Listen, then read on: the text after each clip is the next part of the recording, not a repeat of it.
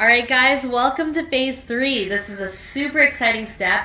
This is where we're actually going to build your Shopify store and take all the ideas that you came up with in phases 1 and 2 and actually make them come to life. And by the end of this phase, you're going to have a fully functional Shopify store. And don't worry, as I said, you're not going to need to know any coding. All the steps I'm going to have right on the screen for you. So I'll be demonstrating how the step goes, and then you can also flip back to the slide and look at the step-by-step instructions. So let's get started on this step.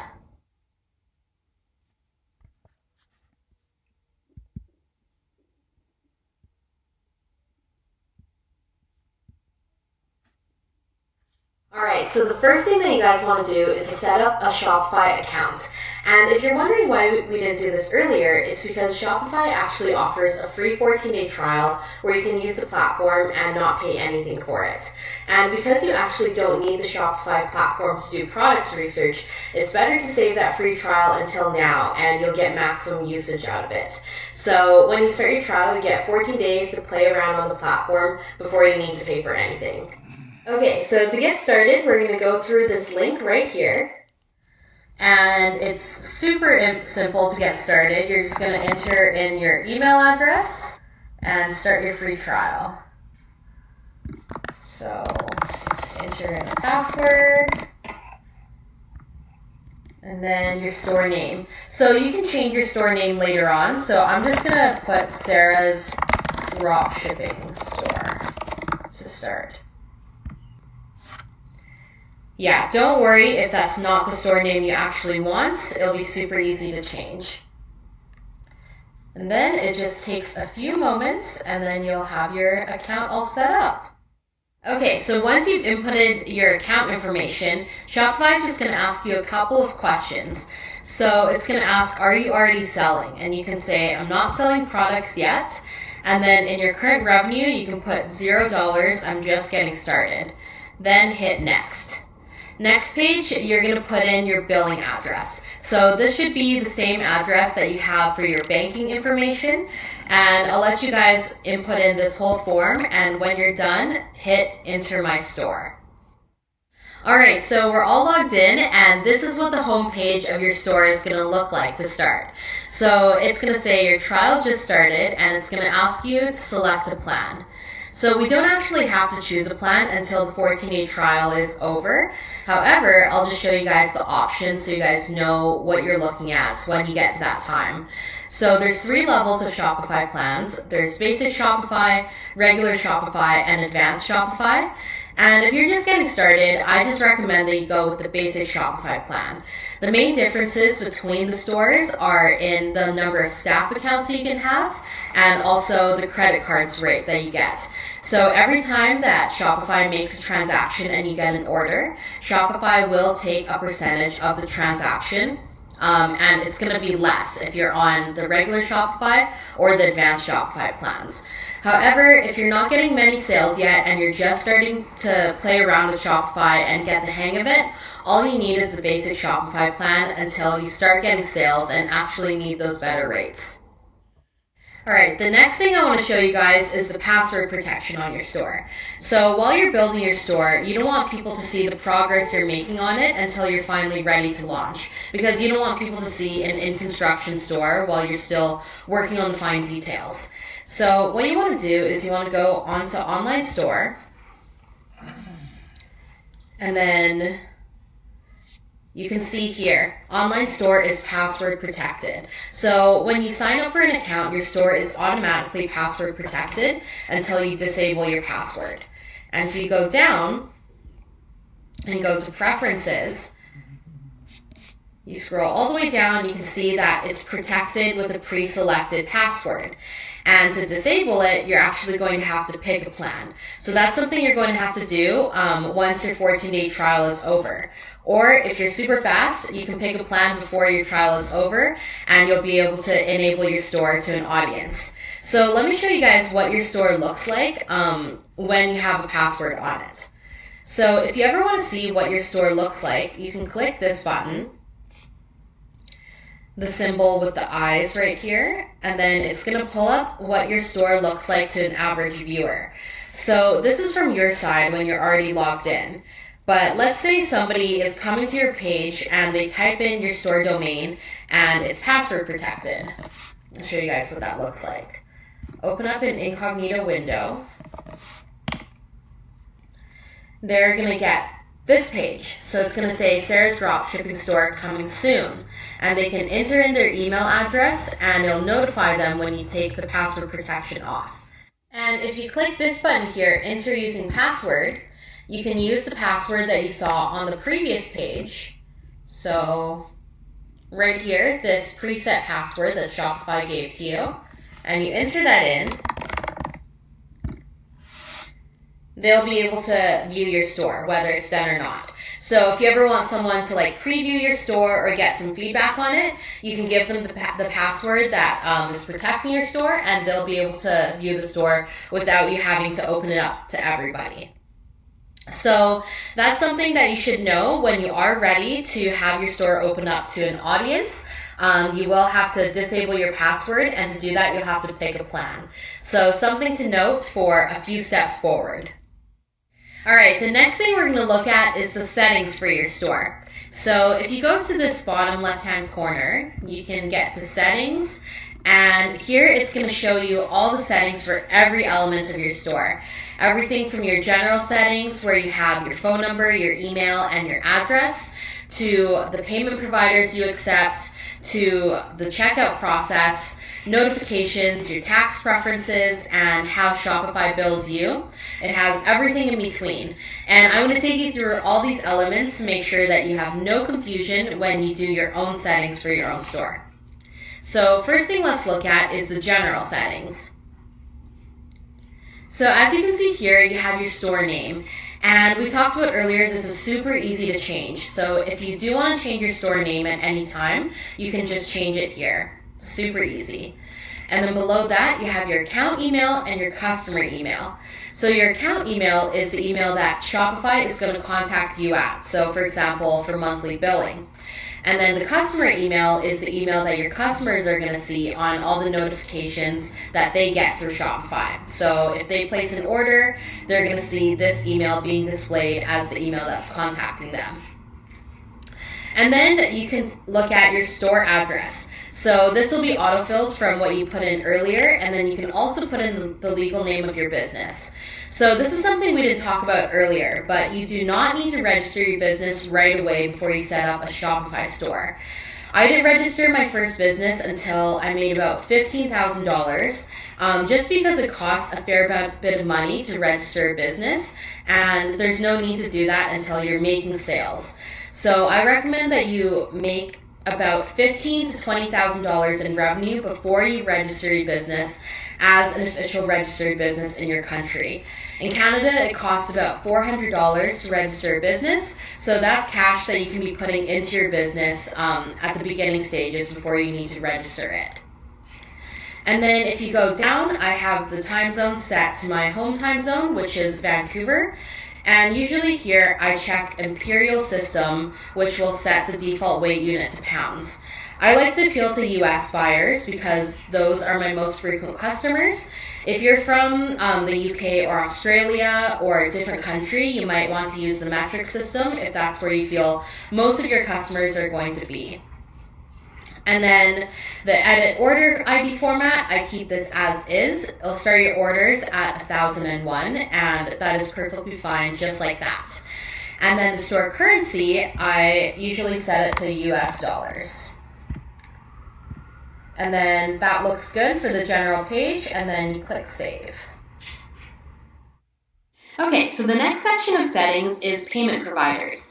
And one reason I love Shopify so much is because it has such a good payment system, which is called Shopify Payments. So essentially, Shopify takes a small percentage of every sale as a credit card rate. And your rate is going to depend on which Shopify plan you're on. So if you're on a more expensive plan, you're going to get a lower credit card rate.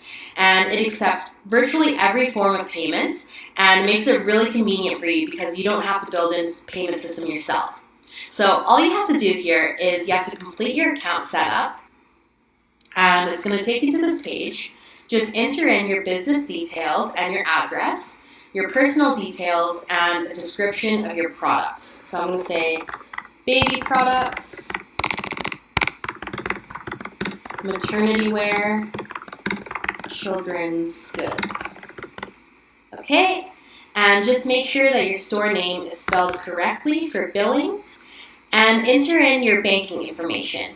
So this banking information is going to be the bank that Shopify is going to be paying you at. So whatever bank account that you want your money deposited in, enter it here.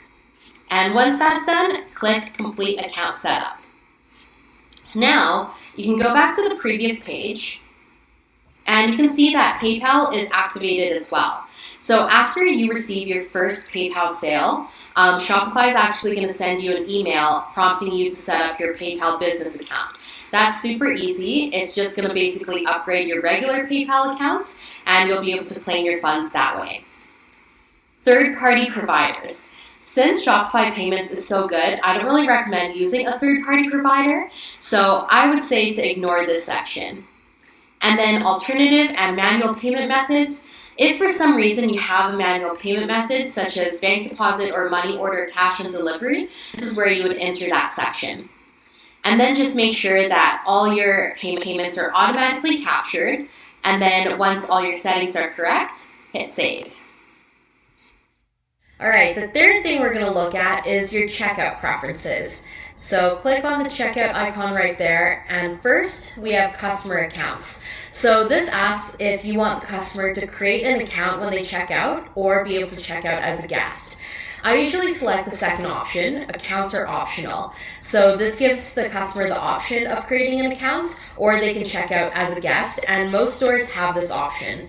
You don't want to feel like the customer is forced to create an account, but some people do like to create an account, so the next time they do make an order, their information is already there. And then customer contact. So this, people can choose to either check out using their phone number or email, or only email.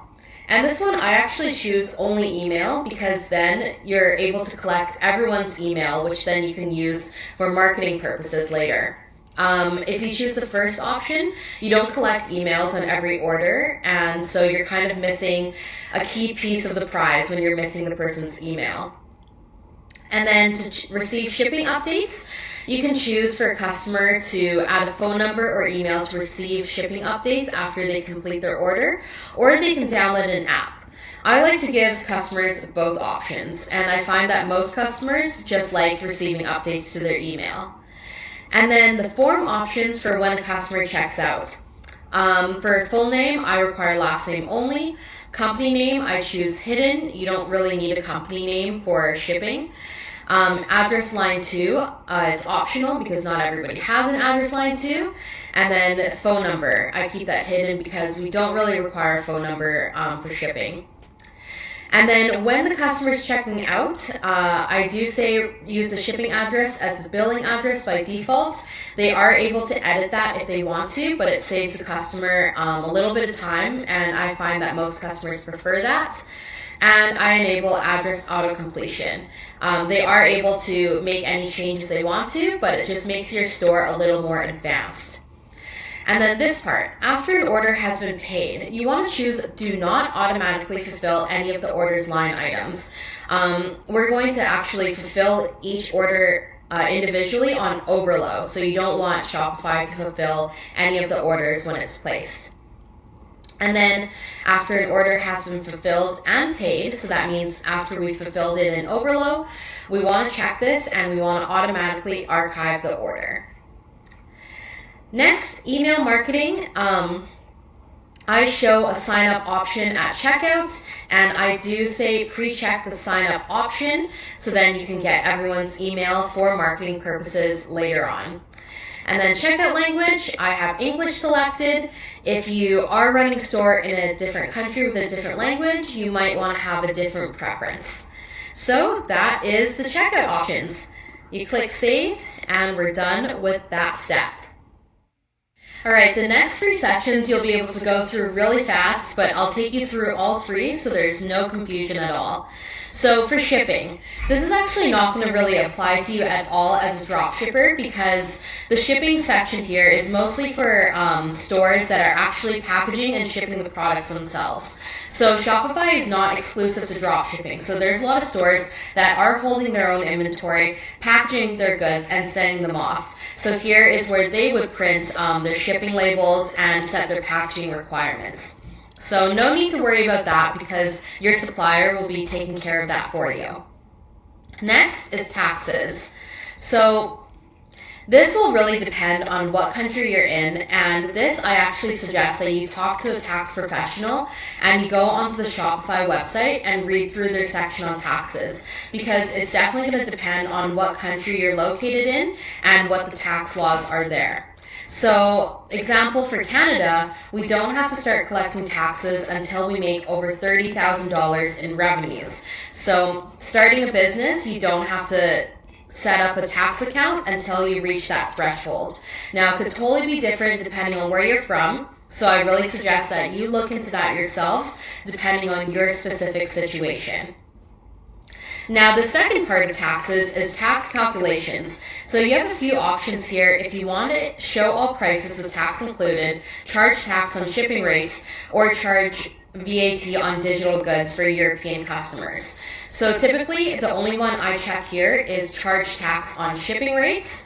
Some people may choose to show all prices with tax included. If you're from a country where that's typically the norm, then definitely choose that option. And then that is all for taxes. So hit save and we're done with that section.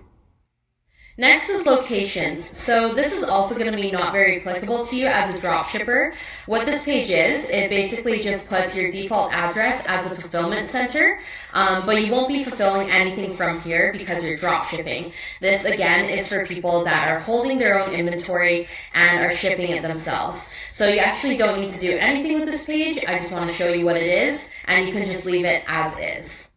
Next is notifications. So this is going to be the emails that your customers will receive to give them updates about the status of their order. So it ranges everything from order confirmation to if an order has been canceled, to if there's a payment error and they need to resubmit a payment. This isn't really too relevant because this is for people that ship their own products, but delivery, so if their item is out for delivery or if it has been delivered, and even welcome emails and account password reset emails. So all the communication that's going to go out to your customer is going to be from notifications. So what you can do is you can open up one of these pages and you might see that it's a little bit hard to read. So what you can actually do is you can preview the email and you can see what it actually looks like when it gets sent out to a customer. So it looks like this. This would be the receipt that they get when they make a purchase on your store. And if you want to see what it looks like when you receive the email, you can send a test email. And it's going to send to the email that you have listed as your Shopify contact email. So let's see if I received it. And okay, perfect. Got it. So just like that, yep, you can see that this is what the customer is going to get, just like that. And if you want to make any edits to that, what you can do is you can just go to the text here and you basically just want to edit in between the lines. So you can see that these parts with the brackets are the coded sections that are going to be autofilled. So the customer's first name, that's going to be automatically pulled from the information that they input. So you don't want to edit any of those sections. But any of the text that's outside of the brackets, you can feel free to edit that, and that's going to change it on the email itself. So you can edit that and then preview it until you're happy with how the email looks. And then another thing that you can do is you can customize the emails. So here you can not only edit the text like you did in the last section, but you can change the colors as well, and you can add in your own logo, which we're going to create in a little bit. So you can change the color, you can change the logo width. So here you can change it to something different. just like that. And then you can take a look at how you want it to be. And if you're happy with that, click Save. And that's going to be your new notification template. And moving on, next we have Files. So Files is a place where you can upload pictures and videos, which then you can use later on in your store. So this is going to be useful later when we start building our theme and we're taking out the generic pictures that they have in the Shopify themes and we're going to put in our own pictures. And when we do that, we're going to first upload them into Files and then we're going to pull them from Files into our store theme. So I'm going to show you guys exactly how to do that later, but that's what the section of Files is for. And next is Sales Channels. So it's not just your Shopify store that people can access your products through. You can actually add a variety of sales channels where you can list your products and also your store. And you get customers from those pages that then connect to your Shopify store. And then that's how you broaden your reach to bigger audiences. So the most popular sales channels to add is your Facebook shop, your Instagram shop, and depending on what type of store you have, also you can include a buy button to include on any website or blog. You can also dropship using Amazon and eBay, but that's a little bit of a different system that we won't be covering in this course. So later on, we will be using the Facebook and Instagram shop to add more sales channels for your store. The next section of settings is plans and permissions. So here you'll be able to look at what type of plan you're on, and you can also compare plans if you're looking to upgrade your plan. Also, you can give permission to different people who you want to have access to editing your store. So right now, I'm the store owner, and I can add 2 other staff members on the basic plan. So if you have business partners, this would be to add them in, and they can access the store through an email that you put in here. Also, this page also gives you the opportunity to change your store status.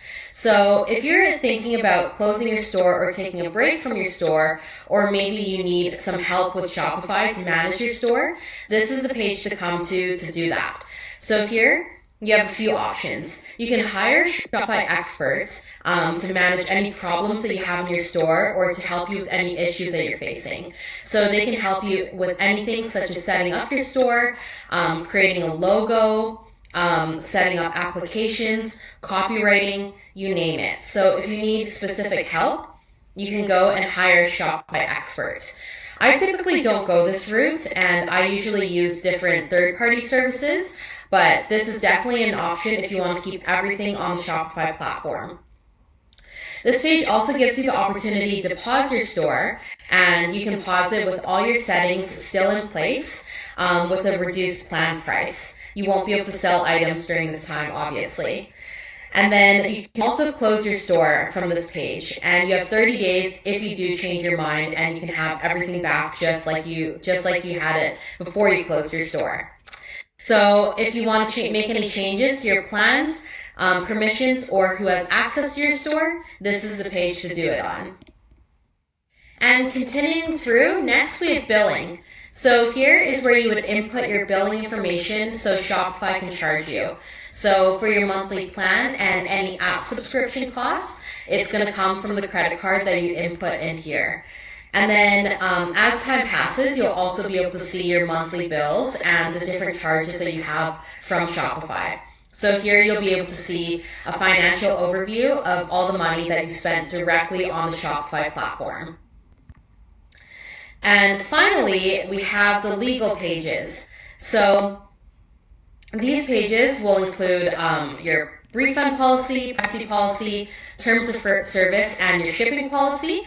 And I'm going to give you some tricks on how to fill this out a little bit later. But these are where these pages are, and we're going to be filling them in with your store's policies in the next little bit. So that's it for the general settings, and I know that might have seemed like a lot of information right off the bat, but I promise you, once you do these settings once, you'll be able to do them over and over again for any stores that you create in the future. And if you get lost, just rewind and go through the steps just like I showed you guys for each of these different policies, and you'll be able to get through the settings in no time and start building the creative aspects of your store.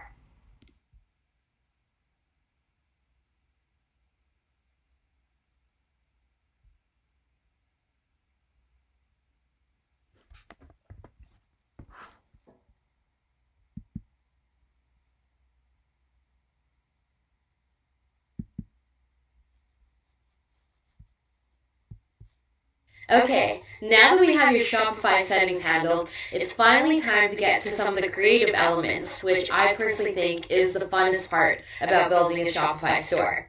So the first thing that we're going to do is to choose a store name. And when you're choosing a store name, I have 5 tips for you that can make the process a little bit easier. So choosing a store name can be really daunting. There's millions of options that you can choose from when choosing a name, and sometimes you just don't know where to start. So it can be as easy as just following your gut instinct and thinking of a name that you just know off the top of your head will work. And it can also be really difficult, and no matter what you think of, it doesn't seem to fit, or maybe the domain's already taken, and you just can't seem to find a name for your business. So my 5 tips for you are: first, keep your name broad. If you ever have to pivot in your strategy of what type of products you're selling, having a more broad-based name gives you more options to choose from if you have to change your main products. So although you can change your store name easily on Shopify, the hard part about changing your store name is then you would have to change your domain and also change the names of your social media accounts. So ideally you want to pick a broad name that you can pivot a little bit in different directions. So for example, instead of choosing a name such as Sarah's Baby Swaddles, which is very specific and kind of corners you into selling only baby swaddles, you might want to choose a name such as Lilac Baby Boutique, which then you would be able to experiment with different baby items that aren't baby swaddles. And if you want to get even more generic, you can choose simply Lilac Boutique.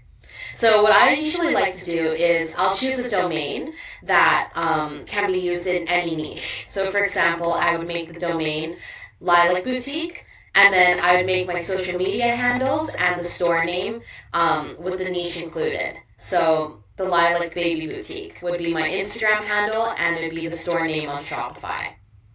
So that's one way to go about having a name that can be easily pivoted to different directions that you might go. Second, keep your name short. Use 4 words max. Any more than that, it's just way too long, and it's just way too complicated for anything that's practical. In all of your titles, it's going to take up way too much space, so 4 words is the maximum. Number 3, you can use a made-up word as your store name. So when you think of stores such as Google, Adidas, Nike, IKEA, Twitter, there's so many. These companies all took a word which was made up and made it the name of their store. So the great thing about this is not only does it set you apart from the crowd, it also allows you to claim pretty unique domains that probably nobody else is using. So it makes it a lot easier to claim these domains and also social media handles. And another hack that you can use here is you could use a word from a foreign language that means something special. So for example, if I have a baby store, I could use a Swedish word for growing, or maybe I want to use a Chinese word for comfort. Different words that represent your brand but are in a different language. That could be your store name as well. Number 4, don't pick a name similar to a competitor. Not at all. You definitely want to be different, and if you're attached to a store name that's similar to your competitor, just forget it and pick a different store name. And number 5, alliterations can definitely be attention grabbing. So if you have an alliteration that rolls off the tongue, that could be a really good idea for a name for your business. And if you're still looking for some more ideas, or if you want some more inspiration on what type of names you can choose for your business, I have 2 great resources for you. So the first is Shopify Business Name Generator. And this is a tool by Shopify where you can include a word that you want your business name to include, and Shopify is going to give you a lot of suggestions. So if I input the query baby, it's going to generate 100 business names that contains the word baby. So one thing to keep in mind is that not all of these names are available on Shopify. This tool just gives you possibilities of suggestions. And then let's say if you click on a suggestion, if this wasn't available, it'll say that this store name is not available. So you can kind of look through these for inspiration and different ideas that you can use for your store. So if I look through There's some pretty cool ones. Heritage Baby, Baby Waves, Air Baby. So some pretty cool suggestions on here, and you can just search different queries that you want your business name to include.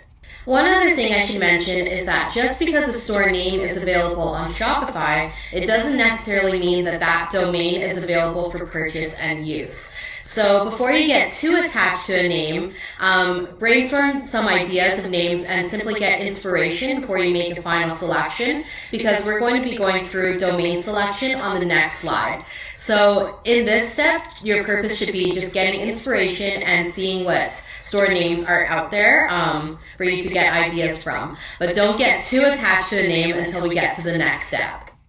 Another great resource that you can get ideas from is a site called Pun Generator.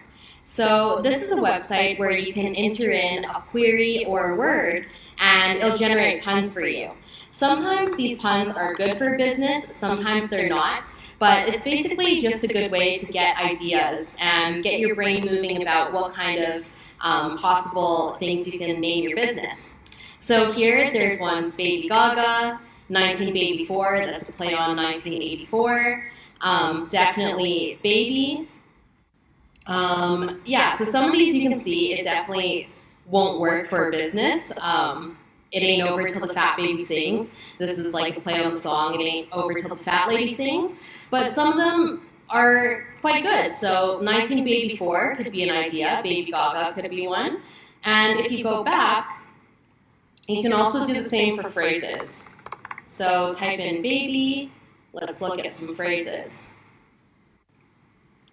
And here, baby boomer, hasta la vista baby, baby blues, $1 million baby. These are some good ideas that you can think about, and you can perhaps incorporate them in your store.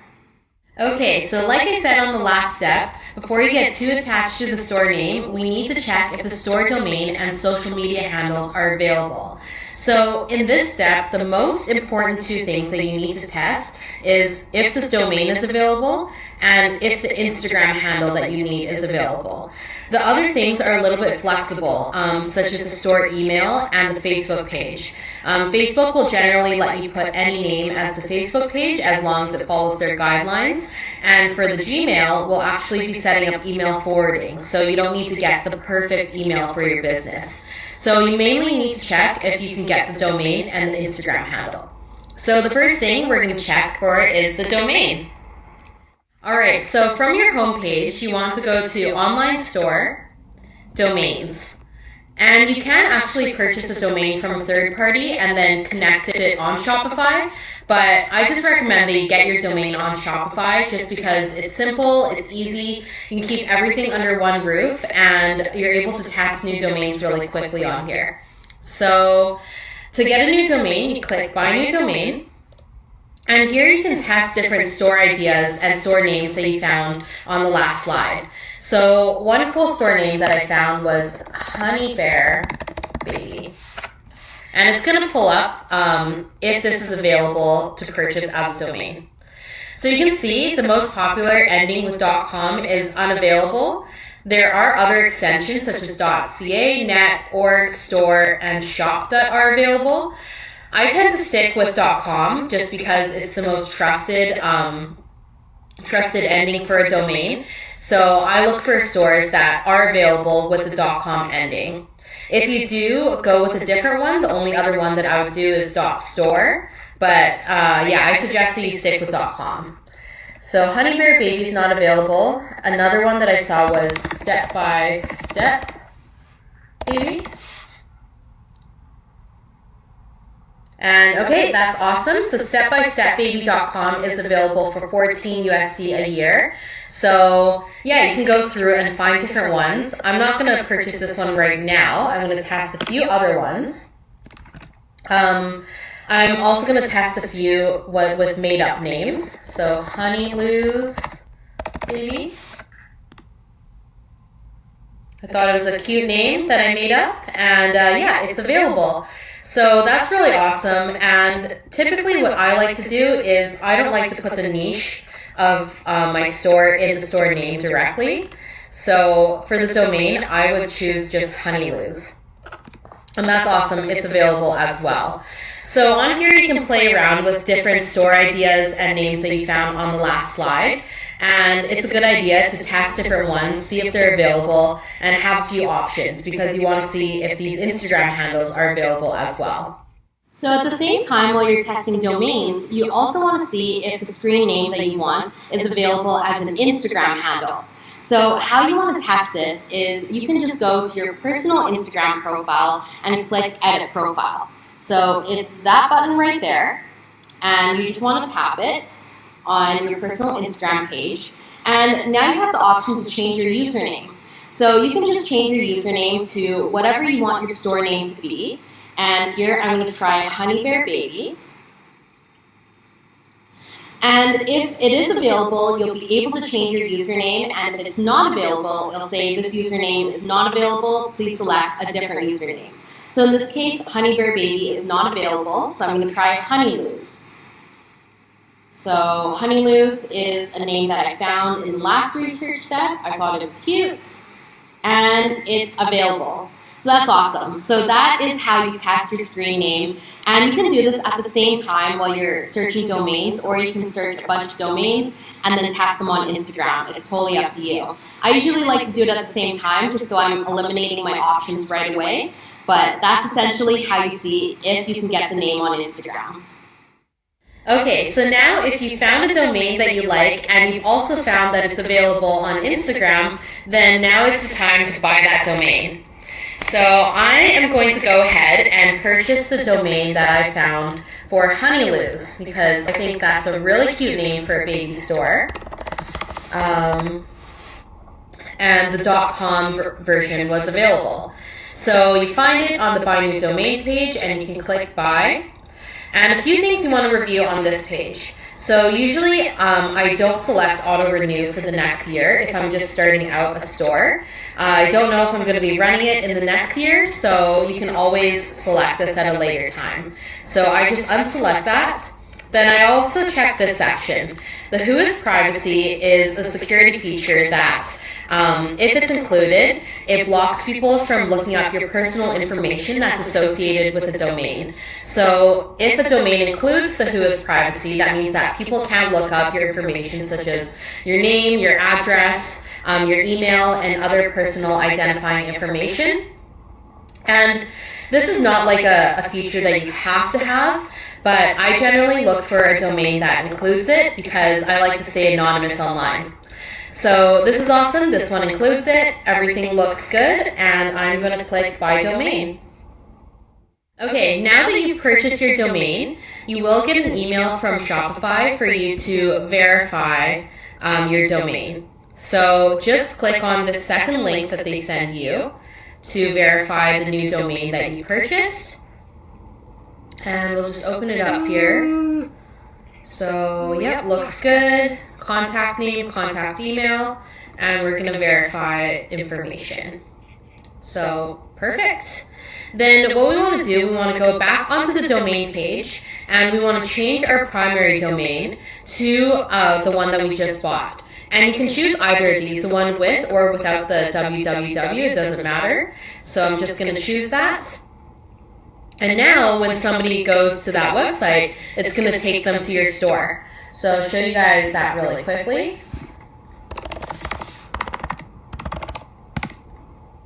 So now we go to Honey Lose, and it's going to take them to this page. And once you have your domain purchased, you'll want to set up an email for your store. So I recommend that you use a Gmail account because using Gmail also gives you access to Google Drive, which can be really useful if you use Google Docs or Google Sheets for your business later on. So we're going to set up a Google account, and for the first name and last name, I just use the store name, so Honey Lose Boutique. And then for your username, Honey Lose. You might have to try a few combinations here, but as I said, don't worry if it's not perfect. You'll be able to set up a forwarding email if it doesn't work out to be the one that you want. So let me just set this up here.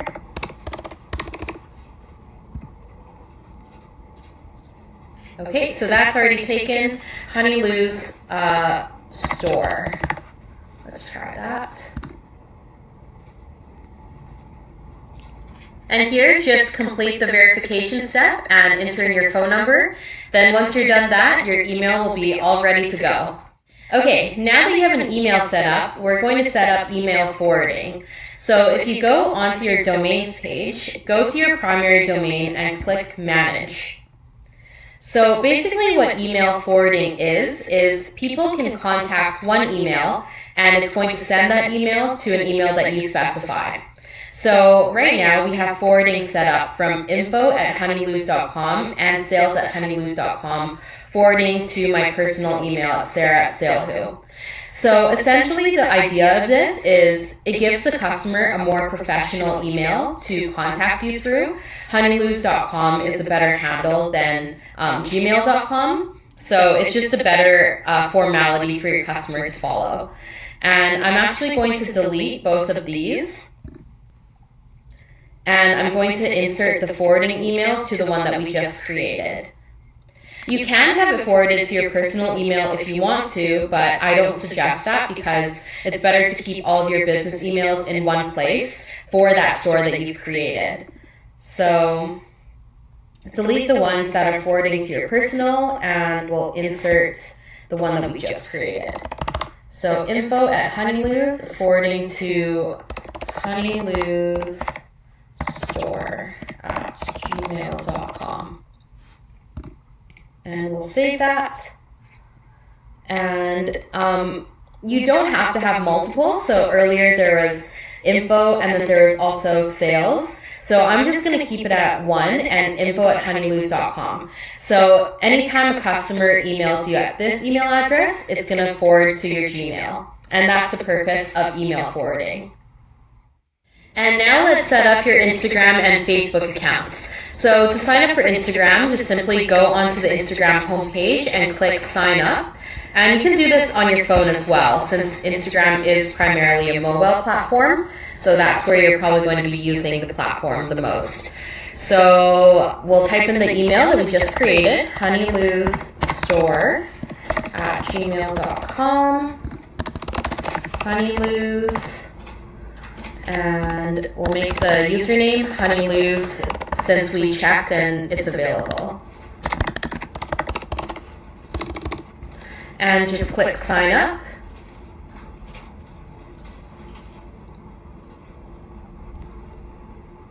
Okay, perfect. And you'll also get a verification email, so make sure you follow the steps and verify your account. But yeah, just one-step process, and now you've got the Instagram handle.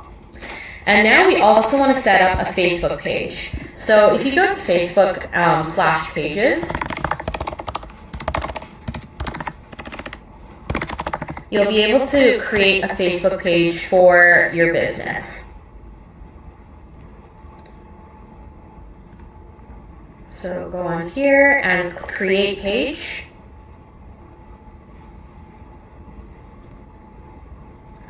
And we want to create one for business or brand. And I just want to go on here and fill out all the fields. Honeylose Boutique. We'll call it Honeylose Baby Boutique. And category is baby. Baby goods and kids goods. Continue.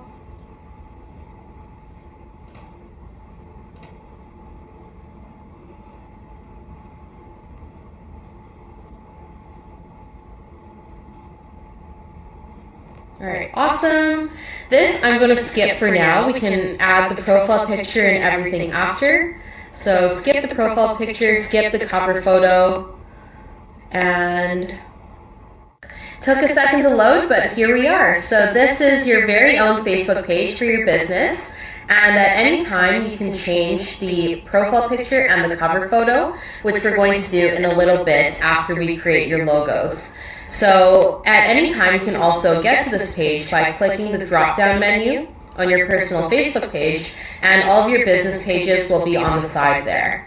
So a few other things, if you click settings, you can go to page info, and if you go to page info, you'll be able to edit some of the descriptions and features on your page.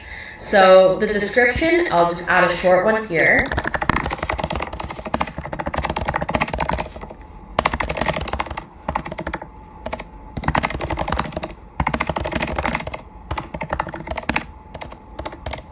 And you can change this at any time too. We'll be working on a vision and mission statement coming up as well, so you might want to edit this description in a little bit.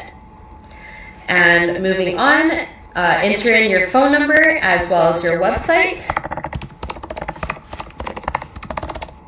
And for the email, you can put in the forwarding email that we just set up, info@honeyloos.com. So save these changes. And the address, you can put your address if you want to. I'm not going to put an address for this. And for hours, I'm going to put always open since we're an e-commerce business.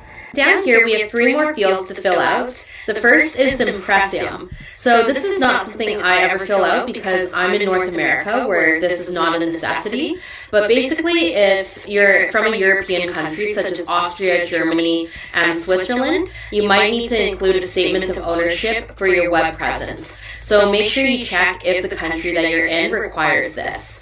My country doesn't, so I'm going to skip that step and I'm going to move on to products. So I'm just going to enter baby products, children's gear, maternity wear, and more. And you can also change this at any time as well. And then for the privacy policy, we're going to be creating a privacy policy for you in the upcoming steps. So once we have that completed, make sure you link it on your Facebook page as well. And then once you've completed all these fields, save them, and your Facebook page will basically be up and running.